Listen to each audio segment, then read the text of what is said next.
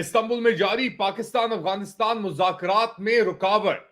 दोनों साइडों ने अपनी पोजीशंस को इंट्रेंच कर लिया। साथ साथ इजरायली अखबार वाईनेट ने बड़ा दावा कर दिया, पाकिस्तान की अफवाज गजा के इंटरनेशनल स्टेबलाइजेशन फोर्स का हिस्सा शायद बनने जा रही है। लेट अली शो यू के इस एपिसोड में आप सबको खुशामदीद। Do like, subscribe and share this content. बात शुरू करते हैं इस्तांबुल तुर्की से, जहां पे मुज़ाकरात जारी थे पाकिस्तान और अफगानिस्तान के दरमियान अमन के लिए, सीज फायर जो जंगबंदी है उसे बरकरार रखने के लिए, मगर उसके अंदर एक एक तो नहीं, कई बड़ी रुकावटें आ गई हैं। जराए के मुताबिक अफगान तालिबान चाहते हैं कि पाकिस्तान उन्हें लिख के दे, कि गारंटी करके दे कि पाकिस्तानी फोर्सेस दुरंत लाइन क्रॉस करके दूसरी तरफ नहीं आएंगे और अटैक्स बरकरार अपने नहीं रखेंगे।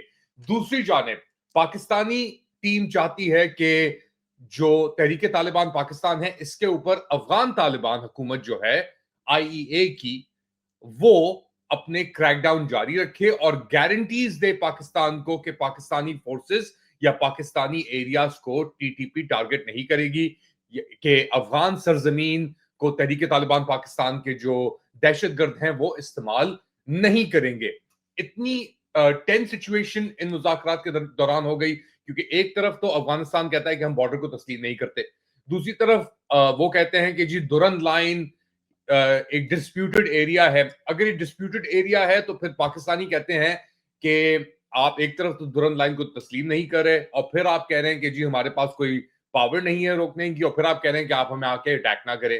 तो इन सब चीजों के अंदर एक पाकिस्तानी साइड के मौकफ के ऊपर एक बहुत एक इनकंसिस्टेंसी मौजूद है, क्योंकि चले दुरंत लाइन का मसला तो अपनी जगह पे मौजूद है और वो रहेगा भी अपना जिस तरह चीजें चल रही हैं, मगर दूसरी जानिब जो क्लेम्स किए जा रहे हैं दोनों साइड से, उसके अंदर ऑब्वियसली अफगान तालिबान चाहते हैं कि जो दुरंत लाइन है वो ही मेंटेन हो एज अ बॉर्डर। पाकिस्तानी भी यही चाहते हैं, मगर वर्डिंग्स के अंदर डिफरेंसेस हैं।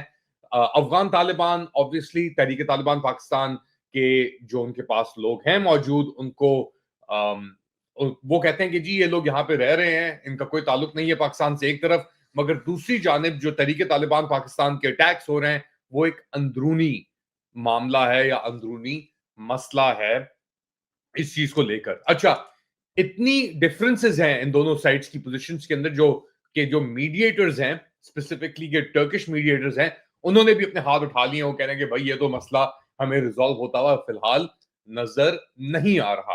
तो ऑब्वियसली अगर ये मसला अभी रिजॉल्व नहीं होता तो जो ये सीज फायर चल रही है, टेम्पररी सीज फायर आप कह लें, शुरू हुई थी 48 घंटे से, फिर उसको इंडेफिनेटली एक तरीके से एक्सटेंड कर दिया गया था। पहले राउंड ऑफ टॉक्स के बाद जो दोहा कतर के अंदर हुए थे, उसके बाद ये अचीवमेंट हुई थी, वो अब खतरे में आ गई है। और अगर वो खतरे में आ गई है तो फिर इसका मतलब है कि दोबारा जंग शुरू होने के इम्कानात बढ़ गए हैं। साथ साथ एक और चीज, इंडिया के अंदर एक मिलिट्री एक्सरसाइज भी हो रही है, तो वहां पे भी थोड़ा एक टेंशन चल रही है पाकिस्तान की। पाकिस्तान ने अपने कुछ एरियाज जो है फ्लाइट ऑपरेशंस के लिए उनको बंद कर दिया है। इसी जो इंडिया कर रहा है बेसिकली अपने वॉर गेमिंग जो कर रहा है उसको लेकर। अच्छा, एक दिन पहले की खबर थी जो मैंने आप तक पहुंचाई थी कि पाकिस्तान और बांग्लादेश के दरमियानी मुज़ाकरात जारी हैं इस सिलसिले को लेकर कि वो अपनी कोऑपरेशन के इंक्रीज करें। इंडिया अफगानिस्तान के मुज़ाकरात भी जारी हैं। पाकिस्तान की जो पोजीशन है उसको उसने मेंटेन किया हुआ है कि जी ये जो अटैक्स आ रहे हैं हमें अफगानिस्तान से, इनको इनको इंडिया की हिमायत हासिल है। अब अफगानिस्तान कहता है कि ये सरासर झूठ है, इंडिया भी कहता है ये सरासर झूठ है, मगर पाकिस्तान ने अपनी पोजीशन जो है उसको बरकरार रखा हुआ है। वो अभी भी जो टीटीपी टीटीपी अटैक्स है उन्हें फितनाल ख्वारिज कहते हैं, फितनाल हिंदुस्तान कहते हैं, ये सब चीजें बेसिकली मौजूद हैं वहां पे। बट पाकिस्तान एक तरीके से अपने आप को स्ट्रेच भी उसने किया हुआ है, वेस्टर्न फ्रंट के ऊपर अफगानिस्तान के साथ, ईस्टर्न फ्रंट के ऊपर इंडिया के साथ, इंटरनली बलूचिस्तान के अंदर, खैबर पख्तूनख्वा के अंदर जो दहशतगर्द हैं उनके साथ। बलूचिस्तान में बीएलए नो-गो एरियाज मौजूद हैं। केपी के अंदर ये टीटीपी का मसला जो अफगानिस्तान के साथ भी जुड़ा हुआ है। तो पाकिस्तान इज स्ट्रेच्ड थिन, और यही चीज अब नजर आ रही है कि उसकी डिप्लोमेटिक पोजीशन जो है वो इतनी मुस्बत नहीं रही। उसके अंदर भी बहुत सारी इनकंसिस्टेंसीज फिलहाल मौजूद हैं। साथ साथ एक तरफ तो पाकिस्तान ने अपने आप को बहुत ही स्ट्रेच कर लिया है इस सिचुएशन को लेकर अपने खित्ते के अंदर, मगर अब एक और नया पहलू खुलने के लिए जा रहा है। बड़ी खबर आई है वाईनेट न्यूज, इजरायली वेबसाइट है उसके ऊपर, और वो लोग कह रहे हैं कि जो इंटरनेशनल स्टेबलाइजेशन फोर्स है इसके अंदर basically Pakistani Askari foot soldiers मौजूद होंगे। नाम लिया जा रहा है इंडोनेशिया, अजरबैजान, पाकिस्तान का। साथ साथ तुर्की का भी पहले नाम लिया जा रहा था, मगर इसराइल के अंदर बड़े ही आप कह लें कि रिजर्वेशंस मौजूद हैं। थोड़ा बहुत जरा पीछे हटे हुए हैं, क्योंकि कहते हैं कि जो भी हमारी पोजीशन के खिलाफ था हम उसके लोगों को कबूल नहीं करेंगे गजा के अंदर आके वो इंटरनेशनल स्टेबलाइजेशन फोर्स का हिस्सा बने। अजरबैजान और इसराइल के ताल्लुकात हम पहले ही बात कर चुके हैं कि उनकी एक स्ट्रेटेजिक रिलेशनशिप मौजूद है। इंडोनेशिया ने तो अपने आप को बिल्कुल लिटा दिया ट्रंप के सामने, और पाकिस्तान के क्या कहने वो तो हम जानते हैं, वैसे ही लेटे हुए हैं। अच्छा, इस चीज के ऊपर एक भी बार ना तो कोई डिबेट हुआ है पाकिस्तान की पार्लियामेंट और नेशनल असेंबली के अंदर, कोई इसके ऊपर एक ऑल कमिटीज या एपीसी कॉन्फ्रेंस मुनक्किद नहीं की गई। मगर एक चीज है कि इसके ऊपर जिसने लीड ली हुई है वो सामने हमारे वो बंदा मौजूद है।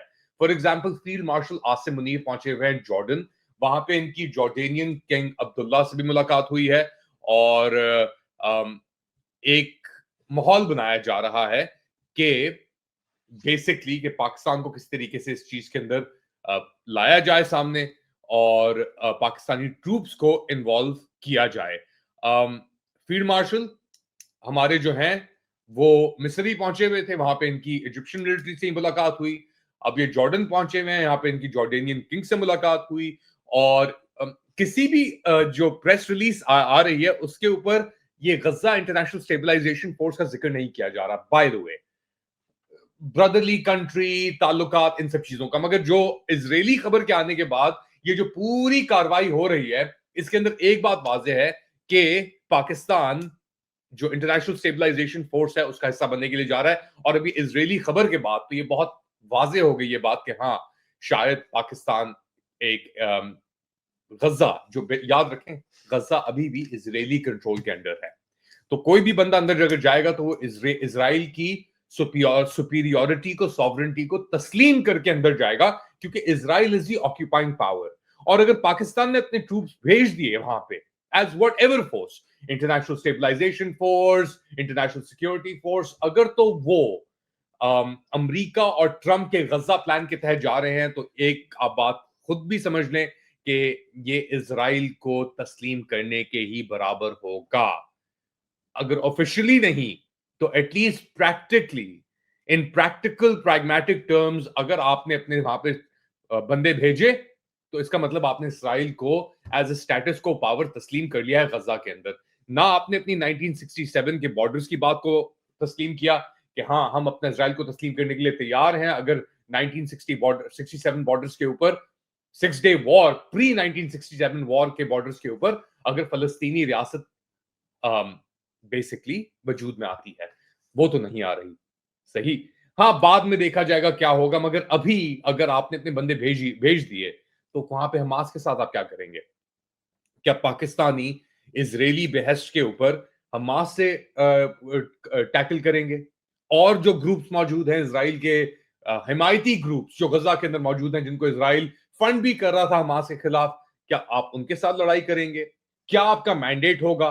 क्या ये मैंडेट क्या लोगों की तरफ से एक चीज तश्कील दी जाएगी कि यार हमने मैंडेट किया है, इस तरीके से हमें करना है?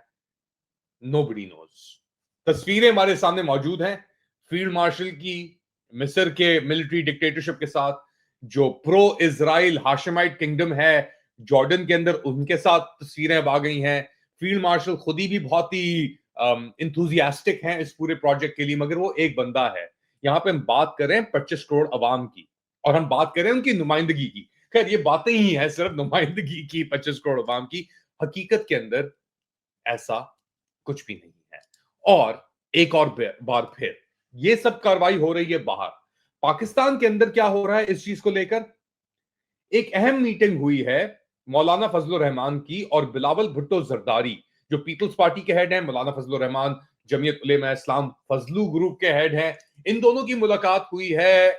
जो सूरत हाल पैदा हो गई है आपके रियासत के अंदर, उसको लेकर, और 27वीं आईनी तरमीम, जो कुछ बच गया है ना 26वीं आईनी तरमीम से, basically pathway for field marshal to become the president of the Islamic Republic of Pakistan. शायद ये अब इस्लामी जमहूरिया भी ना रहे।